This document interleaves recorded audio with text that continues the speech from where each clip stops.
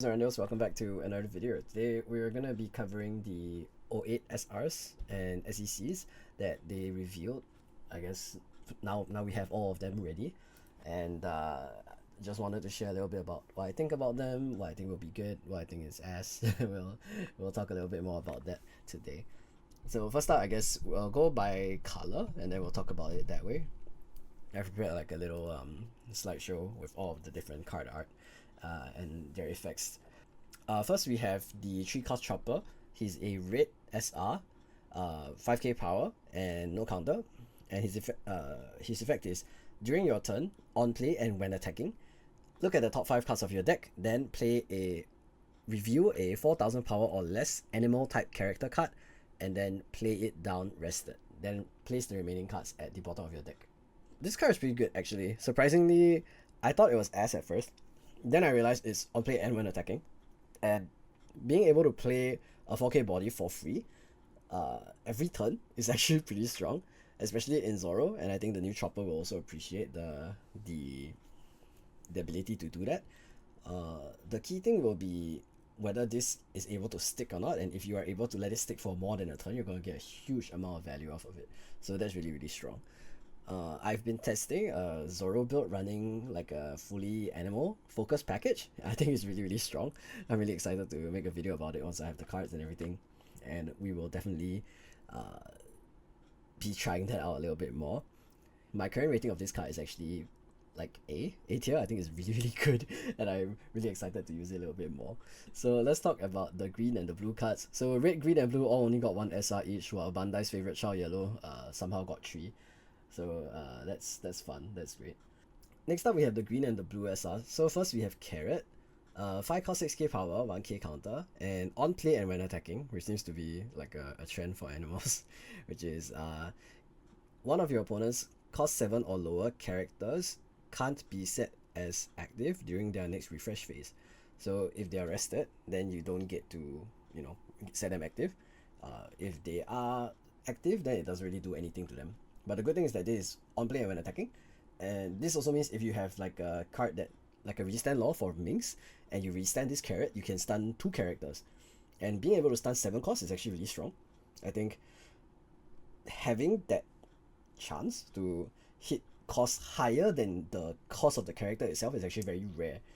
Most things are like 5 costs target 4 costs, or 7 cost target 4 costs, things like that. So it's very rare you see like 5 cost character target 7 cost character. So I think that's a pretty strong option for the deck. It also helps that once you play it down, you are able to rest something with the Carrot leader effect. The sad thing is that because you can't rest before the Carrot comes onto the board, then you aren't able to stun the character that you rest with your Carrot leader effect, but you can do that next turn, of course. I think Carrot's interesting, but I don't think she'll be that good. Yeah, but we'll see. I think it again depends on the rest of the spot. As a standalone card, I think the card is pretty strong. It is kind of tying into the stun lock identity that Green is trying to build now. So I'm pretty excited for what they reveal for the rest of Carrot's support. Okay, next we have the new 10 cost new gate. If your leader has the whitebeard pirate type, then if you have 2 or less life cards, all of your opponent's characters during your opponent's next turn, if they were to attack, you have to discard 2 cards. Every time your opponent were to attack with one of their characters on the board, they have to pay 2 hand cards, which is crazy amounts of tax. Yes, you can still attack with your leader, but like stun locking your entire board or forcing you to pay 2 cards in order to push for lethal is pretty strong. Also, of course, this is a 10 cost 12k body, so it's pretty hard to remove. It stalls you a couple of turns, I would say. If you can stick the whitebeard, you can also use it to clear board the next turn. Although, if their whole board can't attack, they probably wouldn't be rested characters. So I guess that's the one downside as well. Like this new gate is probably not gonna hit into board next turn. But a very common phrase that we have said, we've been saying locally within my friend group is, if I'm not dead, you're dead, in our local language. So this is pretty representative of that. If you don't kill me this turn, I'm killing you next turn, or as long as I don't die this turn, I can beat you eventually, that kind of vibe. So pretty excited for this new game. I think it's a pretty strong card. It's a very unique effect as well. I think the game is really trying to like bring in a lot of unique effects. I think particularly the new Kaido is pretty interesting, but we'll talk about that later. And I'm excited to see how good this new gate is. I want to say that it's only like a B tier card right now, but we'll see how good it gets as like the time goes on and everything. So now we have the new purple SRs. So first we have the 9 cost Lin Lin. 9 cost 9k on play, Dawn -1, and discard 1 card from your hand.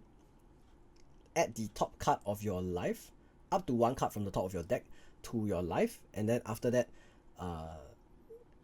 you may place one of your opponent's cost 6 or lower characters onto the top or bottom of your opponent's life face up. So this is a really strong card. I guess it's kind of opposite to 9 cost Kaido, where instead of KOing a character and then gaining rush, you are able to heal yourself and then remove one of your opponent's characters, although you are sending it to life, so they do heal 1 life as well. It's a very strong piece of removal. I think partnered with the King Leader especially is going to be very strong, because you're able to play a 1 cost reduction, like maybe a Tsuru, or you're able to have reduction on the board existing. For example, if you have a Toy Soldier or a 4 cross cooldown or something, and that can make this a very, very potent removal character. It does cost a discard, which I think is fair because it does heal you. But I think it's definitely a S tier card. It's going to be very, very strong. You'll definitely be seeing it in a lot of different decks. I've seen a lot of people hyping it up for RP Luffy as well, because I guess it's a 3 life leader, right? But I think very, very exciting card. Next up, we do have Black Maria. 3 cost 2k power, 2k counter as well, which is crazy, I think, for its stat, for its effect, which is activate main once per turn. If you don't have another Black Maria character on your board, then you may ramp up to 5 Dawn from your Dawn deck rested. Then, at the end of your turn, return Dawn from your board back to your Dawn deck until you have the same amount of Dawn as your opponent. So this is a huge catch-up effect. Like, if you're using characters like 9 cost Kaido, you're using characters like 10 cost Luffy, 10 cost Kaido, things that cost you a lot of Dawn and then make you return a lot of Dawn. Playing this will let you catch up to your opponent very quickly by going Dawn +5. And if your opponent is at 10 Dawn, you just stay at 10, which is very, very strong, I think. This card has created a new playstyle for the ST04 Kaido, which is to play this down and then use your leader effect to vanish 1 life every turn, which is insane thought to me, like thinking about ST04 Kaido being able to vanish 1 every turn. This is crazy. Dawn +5 is an insane number. Like, just hearing it is shocking to me, and I'm really surprised they printed this card. There have been some people mentioning this could be a decent card for Red Purple Law as well. I think it would be okay. I don't love the idea of the card, but I think it is probably a late game play for if you've maybe abused your leader effect a little bit too much and then you want to catch back up. It's going to be a fairly strong card. It will let you go from 5 all the way back to 10 to match your opponent, which is really good. And actually, realistically speaking, you only really need to catch back up to 8 because you do add 2 Dawn every turn. So if your opponent is on 8 Dawn, you can go from however many Dawn you had back to 5 and then go straight up to 8. You can even go down all the way to 3 and then go back up to 8 and stay at 8, staying at 8 and then going to 10 the next turn is really, really crazy, I think. Like, it's very, very, very powerful. I'm not sure if it's better than Otama or Sanji, or it's definitely not better than Sanji Penguin, but I think it's a pretty strong card and worth a attempt to use it, especially now since there's more options for top end in Red Purple Law as well.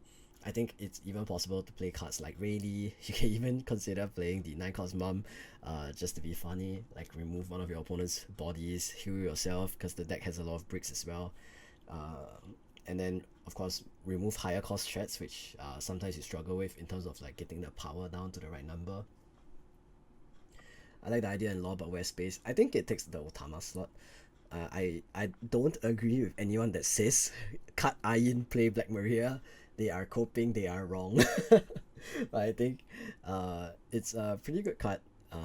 We'll definitely see it being played.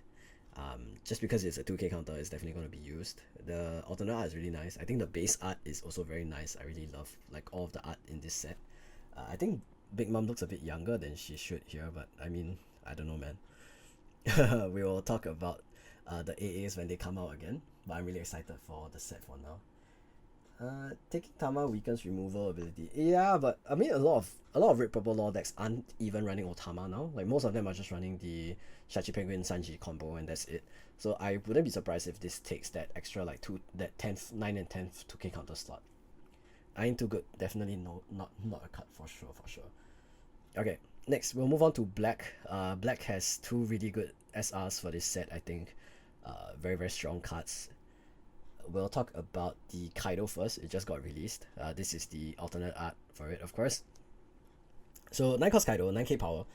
The effect is activate main once per turn. Discard one card from your hand. Then, if this character was played this turn, then send one of your opponent's cost 7 or lower characters to the trash, and then your opponent discards a card. So not only does it remove board from your opponent, they also have to drop one hand card. This is really strong. I don't understand how they can keep printing such strong black cards. If this is going to be a card we see in a lot of decks, I'm very concerned. It's also really strong because I think, for one, the effect being written like this means that I was wrong about how this effect worked initially, because I thought that you could use the discard effect every turn, but I think you can't. What happens is that you can discard one card from your hand every turn, but you won't be able to receive any like additional parts of the effect. So I guess for King you can still use it to like maintain your hand at the 5 range, so you can keep using your leader effect to draw. You can treat it as like a cycle, but the effect itself is really strong. The main reason they put it as like activate main once per turn, and then if the character was played this turn, I think it's so that you can place it down and then use King's leader ability to don -2 from that 9 don that you used to play this Kaido, and then that will give you like the ability to KO a rested 9 cost, no sorry, not KO, that will give you the ability to trash a 9 cost character instead, which is really powerful, especially on curve. I think that would like just remove almost anything. And if you have that one extra Dawn, you have 10 Dawn when you're playing this, you can also play like a Tsuru just to finish it up, hit a 10 cost character straight into the trash, you know. So very powerful card. It's, you get a body, you remove a body, and your opponent drops a hand card. So huge amount of like hand advantage as well as in general tempo. Okay, next we have Jack. So Jack is a 7 cost 8k power character, and his effect is this character has cost +4. So when on the board, he's an 11 cost character, which makes him very difficult to remove for almost any deck. I guess the best answer to it is of course Red Rock, Raigo, and then Stasi. And then his effect is activate main. You may rest this character, then draw one card, then discard one card from your hand, and then KO up to one of your opponent's cost 3 or lower characters. So he's kind of like 5 cost guard. The difference is that instead of trashing a card from your hand, you actually get to cycle a card from your hand, which is significantly better. And of course it hits 3 costs instead of 4 costs, but the fact that you don't have to lose hand in order to use this card is really strong. He's 11k, he's 11 cost, he is 8k base power, so he's difficult to remove both by cost and he's difficult to remove by smacking into it. And he lets you cycle your hand so that you can get rid of bricks, or you can set your trash up for Moria if you're playing Moria in the deck. Which, by the way, from my testing, I don't think is that good. Initially, I think I moved on to 8 cost Sabo, and then now, of course, with this new Kaido, I'm gonna be playing the Kaido and the 9 cost Lin Lin instead. But very exciting. I think King has a lot of potential.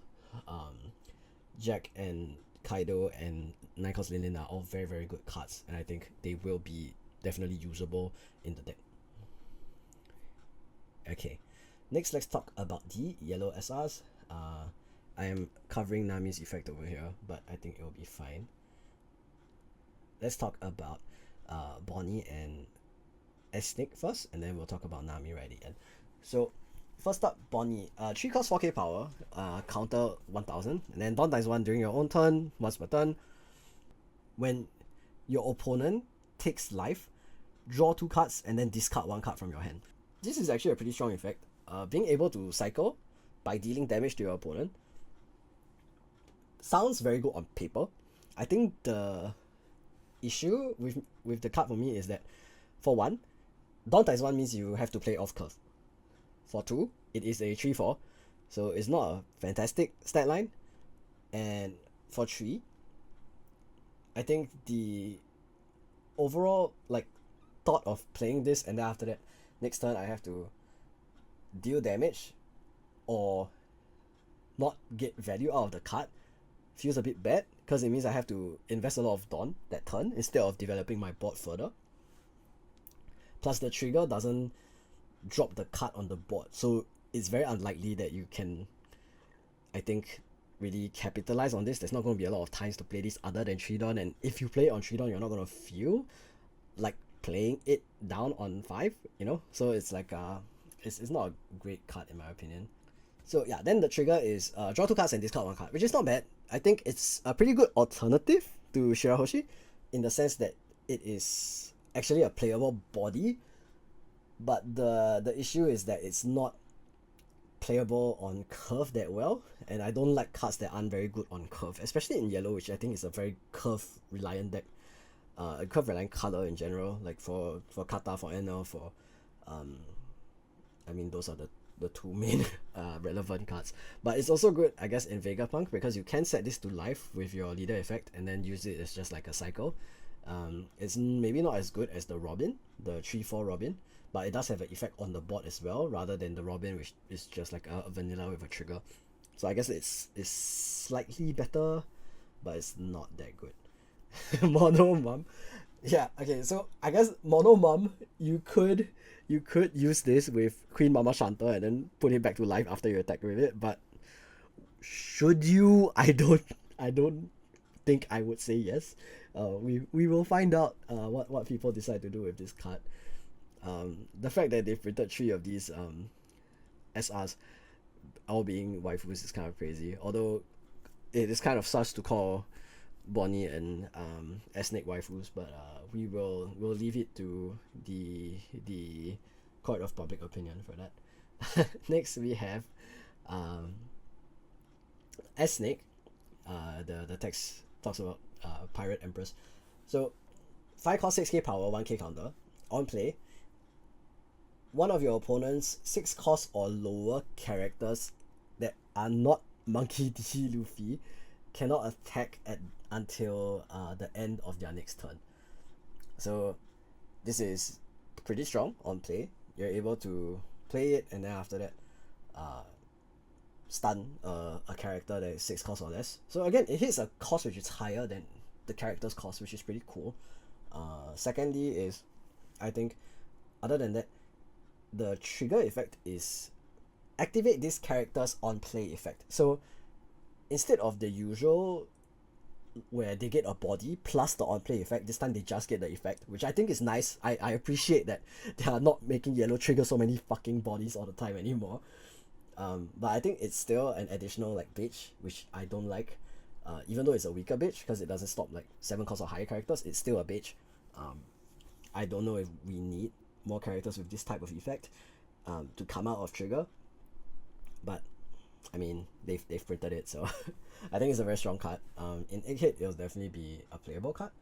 I think in other decks it will really depend. I'm not sure if the effect is good enough to like make it playable. Maybe in Egghead, like in Vegapunk, it will be a good card, but as of now I don't love it that much. Nami gets her own slide. She's a main character. She gets privilege. So 5 cost 5k power, 1k counter, and then on play you may discard a card with trigger from your hand and then KO one of your opponent's 5 cost or lower characters. Then if you have 3 cards or less in your hand, then you draw 1 card. So 5 cost KO 5k 5 cost KO 5 cost is very strong. Of course, like you don't really see that very often without a significant cost. For example, Sakazuki is 6 cost KO 5 cost, and Sabo is 5 cost KO 5 cost, but you have to trash a life, and then everything else is like conditional. Kadatsu is 5 cost KO up to your opponent's life, you know. So all of this is a lot of different like conditions. In this case, you just have to discard 1 and you hit a 5 cost, and you get to draw back if you are at low hand size. So this is really, really powerful.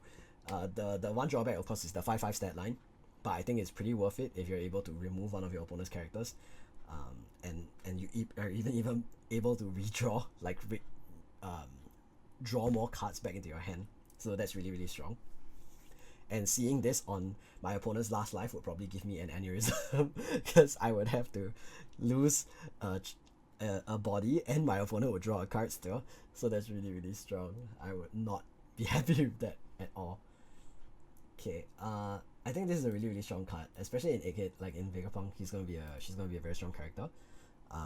Because of the fact that most of the Vegapunk deck is going to be triggers anyway, so it's very likely this card will be online.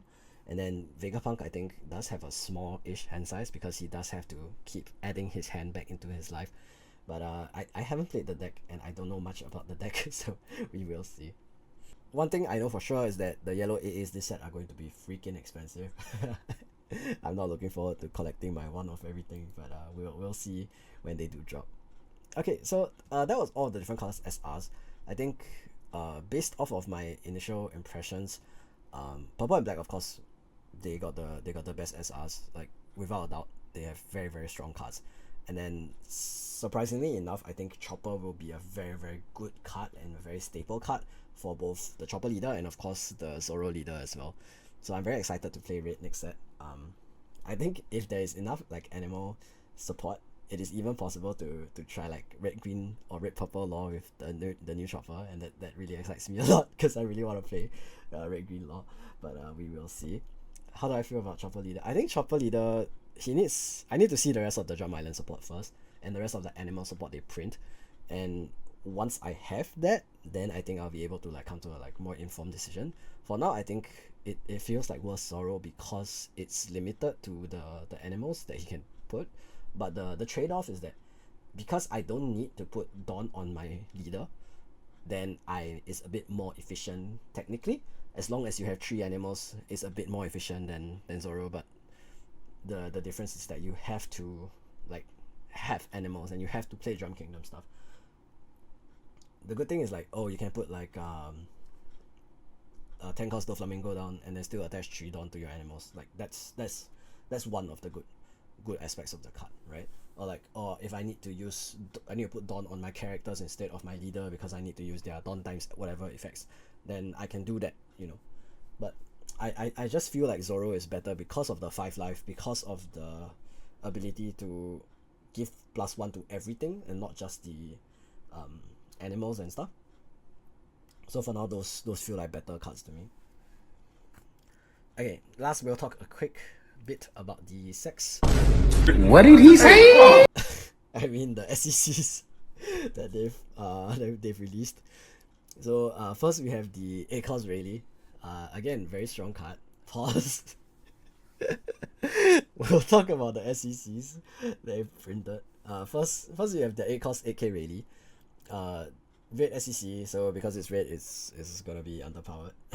So on play, give up to 2 of your opponent's characters until the end of your opponent's next turn, minus 3k power and minus 2k power. Then after that, KO one of your opponent's 3k power or lower characters. So in theory, the effect is really strong. What I don't like about this card is the stat line and the cost. So let's look at 8 cost Moria, for example. 8 cost Moria has a 9k stat line, despite being that giga busted card that 8 cost Moria is. A meta defining card for 3 sets in a row. 8 cost Moria has 9k power. Why does this card have 8 cost 8k power? It's not fair. Why? Stop it. Stop doing this to red. Bandai, please. Okay? If this was 7-7, I would be perfectly happy. Please, Bandai, please give chance. Okay? The one thing I will say is interesting about this card is that they've made this new gimmick where your opponent's characters stay, like they keep the debuff on the opponent's next turn. Realistically speaking, only one of the characters will keep the debuff because you're going to KO one of them, right? But in theory, if you can't KO any of your opponent's characters, this is an 8 cost 5k counter because you've dropped something from whatever power they are to -3 and -2. This is 8 cost and it gives you 5k counter, up to 5k counter, and it can also KO something which just removes a board entirely. Or it can also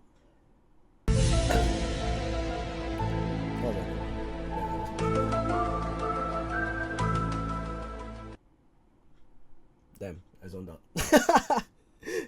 What I was basically saying is that the card is really strong, right? Because of the fact that it does give you up to 5k counter just on play, and you can also use it to remove board, and of course you can also synergize it with other power reduction effects to KO even larger things. So things like Marco Lido effect, of course, will bring something down by an additional -2. What I don't like about the card is that I feel like it is fair. I feel like it is balanced, and that is a good thing. But it's not fair when you consider how broken the rest of the colors boss monsters are. Like, I would not say this is better than, like, Moria. I would not say this is better than 8-cost Sabo. I would not say this is better than even Katakuri. I think Katakuri is a little bit better because of how flexible it is. If they really wanted this card to be a bit more flexible, I wish that instead of making the power reduction stay until my opponent's turn, I could have either done -3 and -2 to the same character, or it was 1 cost less, or it had 1k more power, or like it KO'd a bit of a higher range, or it did -4k, -2k.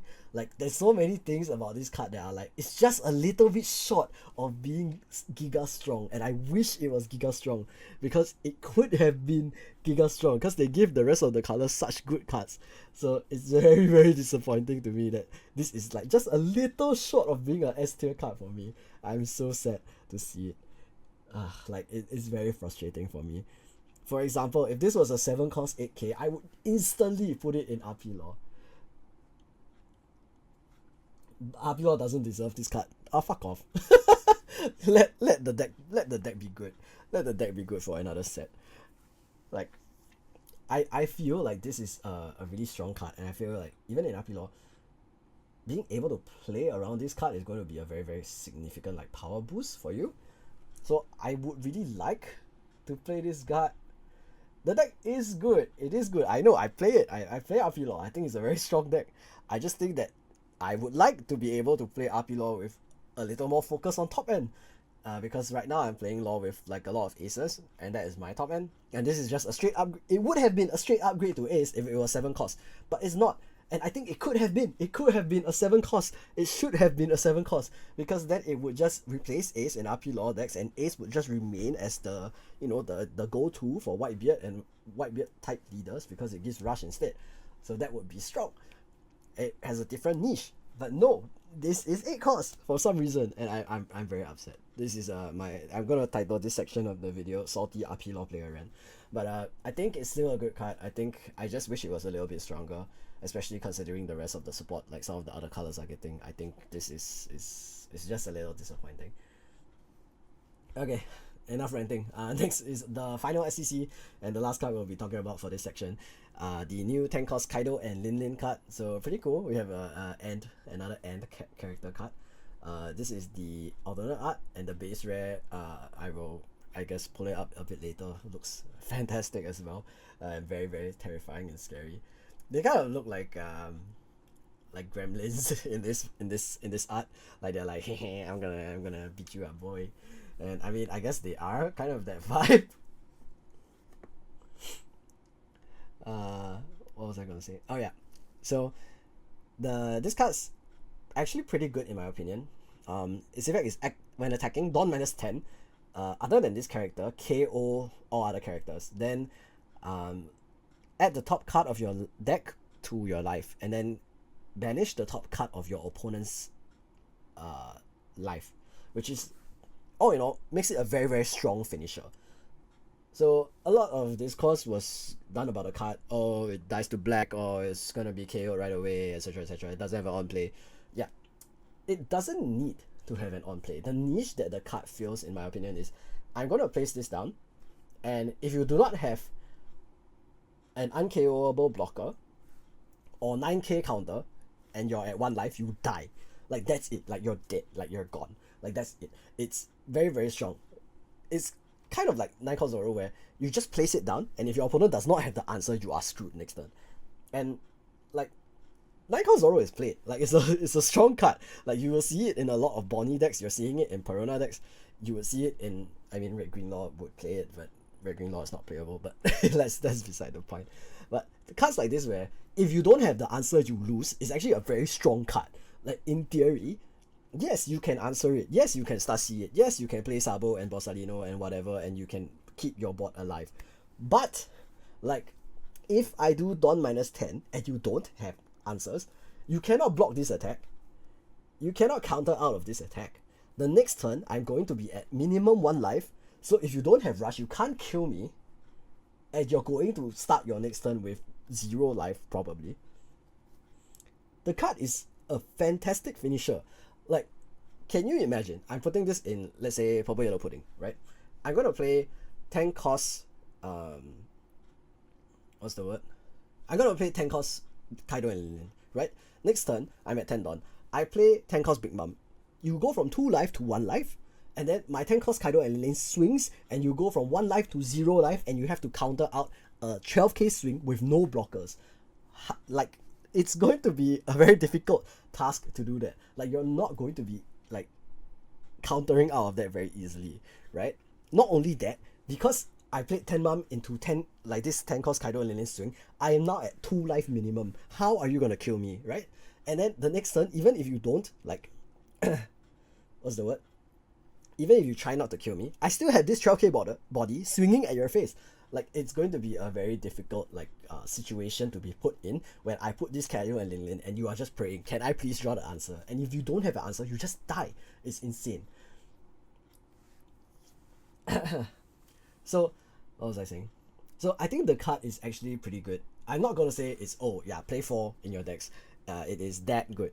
But I think you should definitely put at least like 1 or 2 in your pudding deck.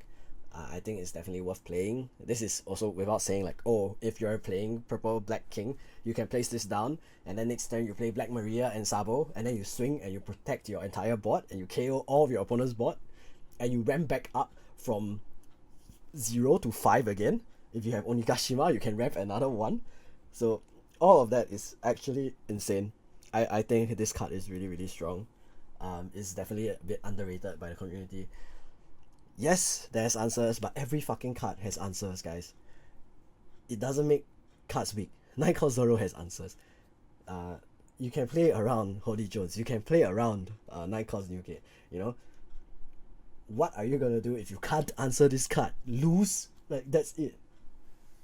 Anyway, what was I saying? Okay, yeah, so that's all of the SRs and SECs that they released in OP08. I'm pretty excited for the set.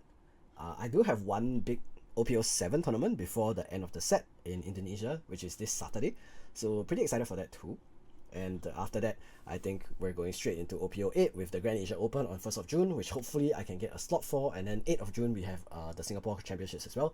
So it's going to be a pretty packed month coming up here. Really excited for OP08. I am viciously hoping that the Red Zoro deck that I have built is actually good enough to like be meta. I really think it is, based on the few games that I've played. I'm really excited to play that Red Zoro. I can't wait to show you guys the video about it as well when I've actually made it. And if it's meta, like, I need to keep like the list somewhat private still, like if I'm bringing it to tournaments. But I'm so excited to try it, bro. I cannot tell you enough how much I want to show off that deck. So that's that. I'm really excited for the set in general. I really wish Bandai would stop having favorites, playing favorites with yellow and black. Like, for fuck's sake, please. Do we really need 3 yellow SRs, 2 black SRs that are broken still, and then 2 purple SRs that are way too good, and then they give us 1 red, 1 green, and 1 blue SR that are all like decent but not S tier? Like, please, Bandai, enough playing favorites. Enough. Seriously, enough. Okay, that's it for the video, and I guess this portion of the stream. Thank you, Friendos and Randos, for watching this part, and if you liked it, make sure to subscribe to the channel, leave a comment, and give it a like, and I will see you guys again next time.